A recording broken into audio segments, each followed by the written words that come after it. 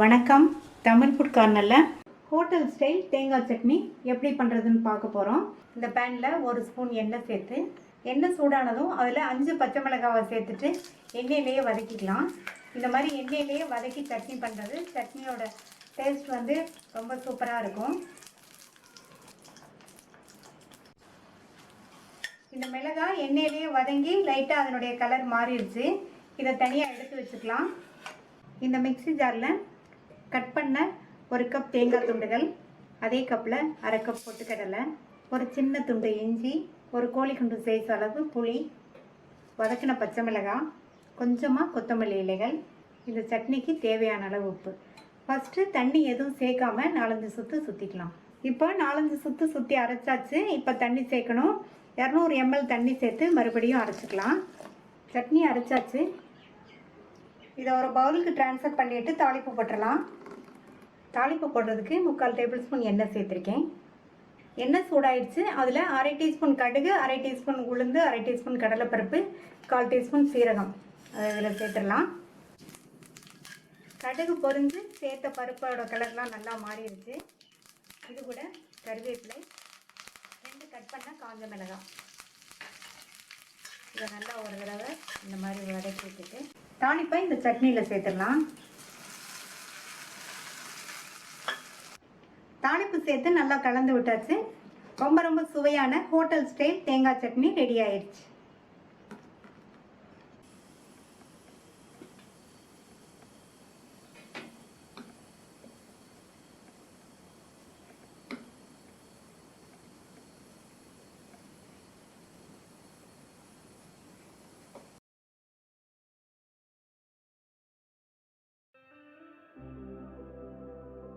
ரொம்ப வேகமாக பண்ணக்கூடிய தக்காளி சட்னி பண்ண போகிறோம். 1/4 கிலோ பழுத்த நல்ல கலர்ஃபுல்லான தக்காளி எடுத்து வச்சுருக்கேன்.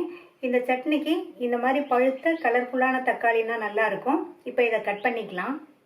கட் பண்ண தக்காளியை இந்த மிக்ஸி ஜாரில் சேர்த்துட்டு இது கூட 2 டேபிள் ஸ்பூன் சாம்பார் தூள், உப்பு 1 டீஸ்பூன் சேர்த்துருக்கேன். அப்புறமா வேணுன்னா செக் பண்ணி சேர்த்துக்கலாம். இப்போ இதை தண்ணி சேர்க்காம நல்லா நைஸாக அரைச்சிக்கலாம். இந்த கடாயில் 3 டேபிள் ஸ்பூன் நல்லெண்ணெய் சேர்த்துருக்கேன். எண்ணெய் சூடாகட்டும். எண்ணெய் சூடாயிடுச்சு. அதில் 1/2 டீஸ்பூன் கடுகு,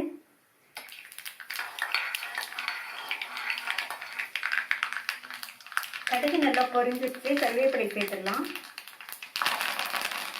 ஸ்டவ்வோட தீயை குறைச்சிட்டு அதில் 1/4 டீஸ்பூன் பெருங்காய பவுடர். இந்த பெருங்காய பவுடர் இந்த சட்னிக்கு வந்து நல்ல மணம் கொடுக்கும். அடுத்து நம்ம அரைச்ச இந்த தக்காளி விழுத சேர்த்துடலாம். ஸ்டவ்வோட தீயை குறைச்சிட்டே சேர்த்துக்கோங்க. இப்போ ஸ்டவ்வோட தீயை கூட்டிட்டு நல்லா இதை 1 நிமிஷம் போல் நல்லா மிக்ஸ் பண்ணி விட்டுக்கணும். இந்த மாதிரி நல்லா மிக்ஸ் பண்ணி விட்டுட்டு மூடி வச்சிடலாம். இது ஒரு 3 நிமிஷம் நல்லா கொதிச்சுட்டு இருக்கட்டும்.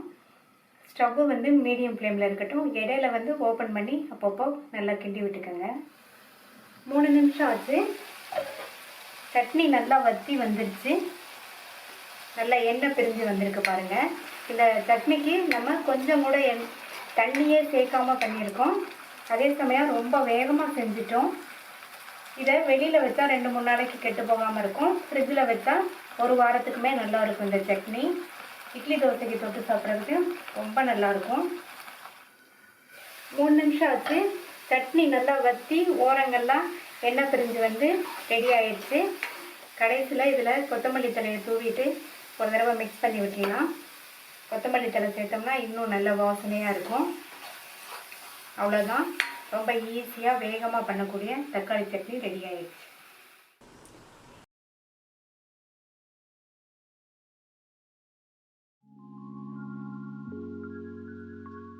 நெல்லிக்காய் சட்னி பண்ண போகிறோம். இந்த பேனில் 1/2 டேபிள் ஸ்பூன் எண்ணெய் சேர்த்து, எண்ணெய் சூடானதும் அதில் 2 டீஸ்பூன் உளுந்தம்பருப்பு, 2 டீஸ்பூன் கடலைப்பருப்பு, 1/4 டீஸ்பூனில் பாதி வெந்தயம். நெல்லிக்காயில் புளிப்பு இருக்கிறதுனால வெந்தயம் சேர்த்து வறுத்துட்டு சட்னி அரைச்சோம்னா நல்லாயிருக்கும்.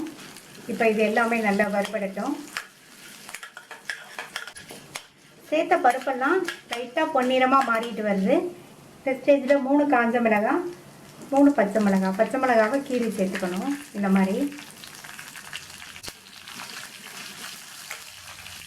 வதக்கிக்கலாம்.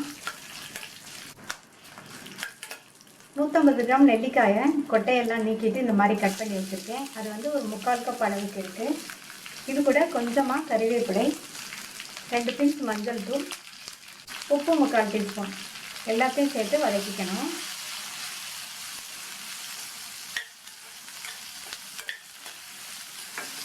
நெல்லிக்காயில் புளிப்பு சுவை நிறைய இருக்கிறதுனால மிளகாயெல்லாம் கொஞ்சம் அதிகமாக சேர்த்துக்கணும். சாதாரணமாக நம்ம சேர்க்குறத விட கொஞ்சம் அதிகமாக சேர்த்துக்கணும். இப்போ இந்த நெல்லிக்காய் நல்லா சாஃப்டாக வதங்கி வரட்டும். நெல்லிக்காய் எண்ணெயிலேயே நல்லா சாஃப்டாக வதங்கிருச்சு.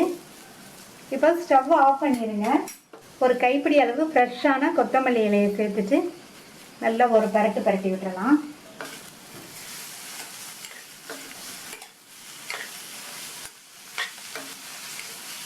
பரட்டி விட்டு ஸ்டவ் ஆஃப் பண்ணிவிட்டு இதை ஆற வச்சிடலாம். வதக்கி வச்சது நல்லா ஆறிடுச்சு. இந்த மிக்ஸி ஜாரில் சேர்த்துட்டு இது கூட 1 டீஸ்பூன் பொடித்த வெல்லம் சேர்த்துக்கோங்க. சட்னி நல்லாயிருக்கும். தேவையான அளவு தண்ணி சேர்த்து லேஸ் கொரகொரப்பாக அரைச்சிக்கலாம். அரைச்ச சட்னியை கிண்ணத்துக்கு மாற்றிக்கலாம். இந்த ஸ்டேஜில் உப்பு கரெக்டாக இருக்கான்னு செக் பண்ணி பார்த்துக்குவோம். உப்பு கொஞ்சம் கம்மியாக இருக்குது. நான் இந்தளவு உப்பு சேர்த்து நல்லா கலந்து விட்டுட்டு தாளிப்பு போட்டுடலாம். தாளிப்பு போடுறதுக்கு 2 டீஸ்பூன் எண்ணெய் விட்டு சூடாயிடுச்சு. அதில் 1/2 டீஸ்பூன் கடுகு, 1/2 டீஸ்பூன் உளுந்து, 1/4 டீஸ்பூன் சீரகம், 1/4 டீஸ்பூன் பெருங்காய பவுடர், கறிவேப்பிலை. தாளிப்பை சட்னியில் சேர்த்துடலாம். ஹெல்த்தியான டேஸ்டான நெல்லிக்காய் சட்னி ரெடி ஆயிடுச்சு.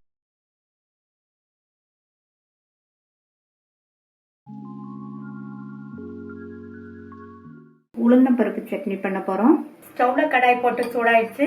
அதில் 1 டீஸ்பூன் எண்ணெய் சேர்த்து சூடானதும் 1/4 கப் உளுந்து சேர்த்துருக்கேன். இதை நல்லா மீடியம் ஃப்ளேமில் வச்சு பொன்னிறமாக வர வரைக்கும் வறுத்துக்கணும். பொன்னிறமாக வறுத்தாச்சு. இந்த மாதிரி வறுத்தாதான் சட்னியோட டேஸ்ட் நல்லா இருக்கும். இதை உடனே வேறு பிளேட்டுக்கு மாற்றி வச்சிடலாம். மறுபடியும் 1 டீஸ்பூன் எண்ணெய் விட்டு சூடானதும் 5 கீரன பச்சை மிளகாய், 4 பூண்டு, 4 சின்ன வெங்காயம், ஒரு நெல்லிக்காய் சைஸ் அளவு புளி, கொஞ்சமாக கறிவேப்பிலை. இது எல்லாத்தையும் 1 நிமிஷம் போல் வதக்கிக்கணும். பச்சை மிளகாய் நான் 5 சேர்த்துருக்கேன். நீங்கள் உங்கள் காரத்துக்கு தகுந்தபடி சேர்த்துக்கோங்க. வதக்கியாச்சு. இதையும் எடுத்து வச்சிடலாம். வறுத்ததெல்லாம் ஆறிடுச்சு. மிக்ஸி ஜாரில் சேர்த்துடலாம். இது கூட 1/4 கப் தேங்காய் துருவல், தேவையான அளவு உப்பு, தேவையான அளவு தண்ணி சேர்த்து அரைச்சிக்கலாம். அரைச்ச சட்னியை கிண்ணத்துக்கு மாற்றிட்டு தாளிப்பு போட்டுடலாம். தாளிப்பு போடுறதுக்கு 1 டீஸ்பூன் எண்ணெய் விட்டு சூடாயிடுச்சு. அதில் 1/2 டீஸ்பூன் கடுகு பொரிஞ்சதும் கறிவேப்பிலை, காஞ்ச மிளகாய், 2 பிஞ்ச் பெருங்காய பவுடர். தாளிப்பை சட்னியில் சேர்த்துடலாம்.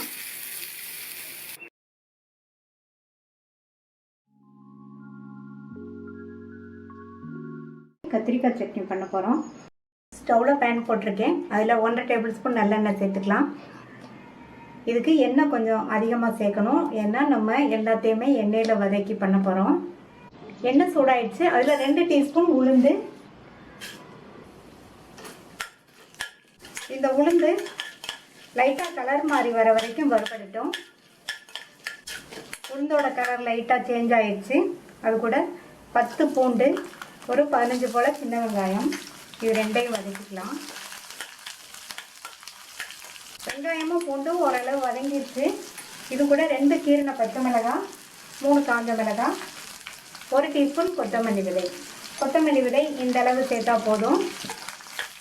இப்போ இதையும் மறுபடியும் வதக்கிக்கலாம். எல்லாம் வறுபட்டுருச்சு. அது கூட கொஞ்சமாக கறிவேப்பிலை, புளி, ஒரு சின்ன நெல்லிக்காய் சைஸ் அளவு புளியையும் சேர்த்து வதக்கிக்கலாம். எல்லாமே நல்லா வதங்கிடுச்சு. ஒரு மீடியம் சைஸ் தக்காளியை கட் பண்ணி வச்சுருக்கேன். இந்த தக்காளியையும் நல்லா வதக்கிக்கணும். நம்ம புளி சேர்த்துருக்கிறதுனால இந்த அளவு தக்காளி போதும். தக்காளி ஓரளவு வதங்கியிருக்கு. 100 கிராம் கத்திரிக்காயை இந்த மாதிரி சின்ன சின்ன துண்டுகளாக கட் பண்ணி தண்ணியில் போட்டு வச்சுருக்கேன். அந்த கத்திரிக்காயை இதில் சேர்த்துட்டு இந்த சட்னிக்கு தேவையான அளவு உப்பையும் சேர்த்து வதக்கிக்கலாம். இந்த கத்திரிக்காய் நல்லா வதங்கி வரணும். அப்போ தான் சட்னியோட டேஸ்ட் நல்லாயிருக்கும்.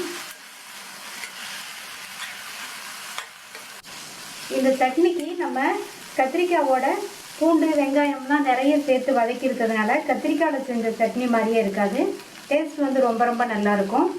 இப்போது கத்திரிக்காய் நல்லா வதங்கிருச்சு. இதை இறக்கி வச்சு ஆற விட்டுறலாம். வதக்கி வச்சது ஆறிடுச்சு. இதை மிக்ஸி ஜாரில் சேர்த்து தேவையான அளவு தண்ணி சேர்த்து அரைச்சிக்கலாம். அரைச்ச சட்னியை கிண்ணத்துக்கு மாற்றிட்டு தாளிப்பு போட்டுடலாம். தாளிப்பு போடுறதுக்கு கொஞ்சமாக எண்ணெய் விட்டு கொஞ்சம் கடுகு உளுந்து கருவேப்பிலை 2 பிஞ்ச் பெருங்காய பவுடர் போட்டு தாளிச்சிருக்கேன். தாளிப்பை சட்னியில் சேர்த்துடலாம். ரொம்ப ரொம்ப டேஸ்டான கத்திரிக்காய் சட்னி தயாராகிடுச்சு.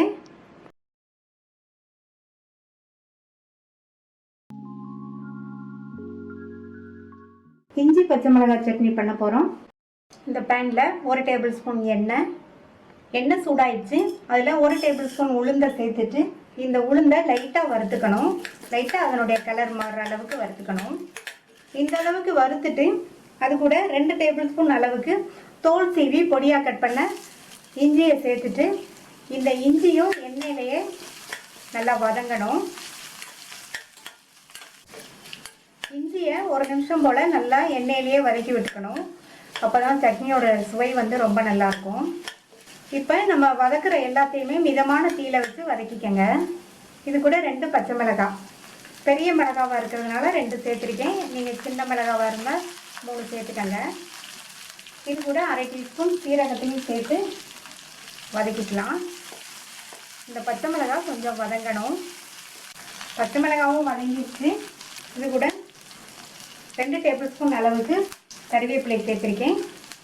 2 டேபிள் ஸ்பூன் அளவுக்கு புதினா இலைகள், 1/4 கப் போல் கொத்தமல்லி இலை. கருவேப்பிலையும் புதினாவையும் தவிர கொத்தமல்லியை கொஞ்சம் கூடவே சேர்த்துக்கங்க. இதை ரொம்ப வதக்கணுங்கிறது அவசியம் கிடையாது. கொஞ்சம் ஜஸ்ட்டு வதக்கி விட்டால் போதும். இப்போ வதக்கி விட்டுட்டு ஸ்டவ் ஆஃப் பண்ணிடலாம். இது கூட ஒரு சின்ன நெல்லிக்காய் சைஸ் அளவு புளியை கடாய் ஹீட்டில் இருக்கும்போது சேர்த்துடலாம். ஒரு பரட்டி விட்டுட்டு இதை ஆற விட்டுறணும். வதக்கி வச்சதெல்லாம் ஆறிடுச்சு. இதை மிக்ஸி ஜாரில் சேர்த்துட்டு இது கூட 4 சின்ன பூண்டு, 1/4 கப் பொட்டுக்கடலை, 1 டீஸ்பூன் பொடித்த வெல்லம். இந்த இஞ்சி சட்னிக்கு வெல்லம் சேர்த்தா தான் நல்லாயிருக்கும். சட்னிக்கு தேவையான அளவு உப்பு, தேவையான அளவு தண்ணி சேர்த்து சட்னியை அரைச்சிக்கலாம். அரைச்ச சட்னியை கிண்ணத்துக்கு மாற்றிட்டு தாளிப்பு போட்டுடலாம். தாளிப்பு போடுறதுக்கு 2 ஸ்பூன் எண்ணெய் விட்டு சூடாயிடுச்சு. அதில் கொஞ்சமாக கடுகு உளுந்து, கறிவேப்பிலை, கட் பண்ண காஞ்ச மிளகாய். தாளிப்பை இந்த சட்னியில் சேர்த்துடலாம். ரொம்ப ரொம்ப சுவையான டிஃபரெண்ட்டான இஞ்சி பச்சை மிளகாய் சட்னி ரெடி ஆயிடுச்சு.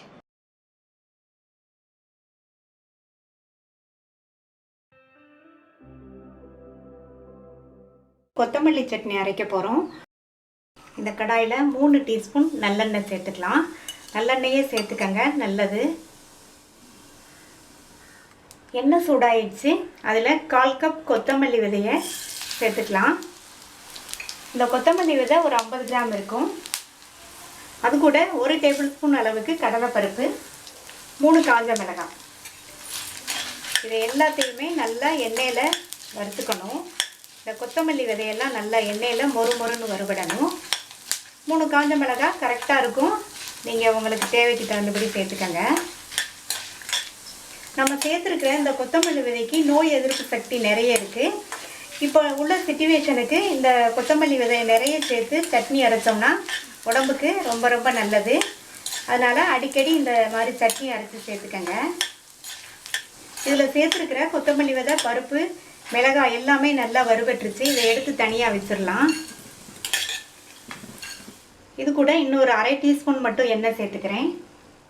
எண்ணெய் சூடானதும் அதில் 2 பூண்டை 2 கட் பண்ணி வச்சுருக்கேன், அதை சேர்த்துடலாம். இந்த பூண்டை லைட்டாக வதக்கி விட்டுட்டு அது கூட மீடியம் சைஸ் தக்காளி கட் பண்ணது ஒன்று,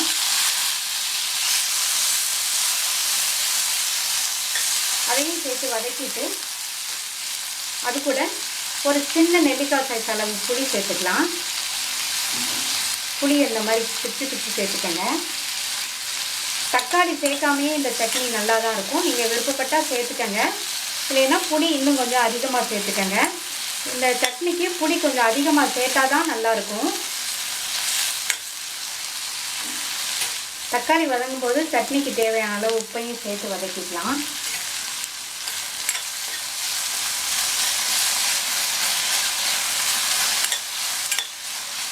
தக்காளியும் நல்லா வதங்கிடுச்சு, புளியும் வதங்கிடுச்சு. இது கூட 1 டேபிள் ஸ்பூன் தேங்காய் துருவலை சேர்த்து நல்லா ஒரு பரட்டி விட்டுட்டு ஸ்டவ் ஆஃப் பண்ணிடலாம். இப்போ நம்ம வதக்கி வச்சது எல்லாமே நல்லா ஆறட்டும்.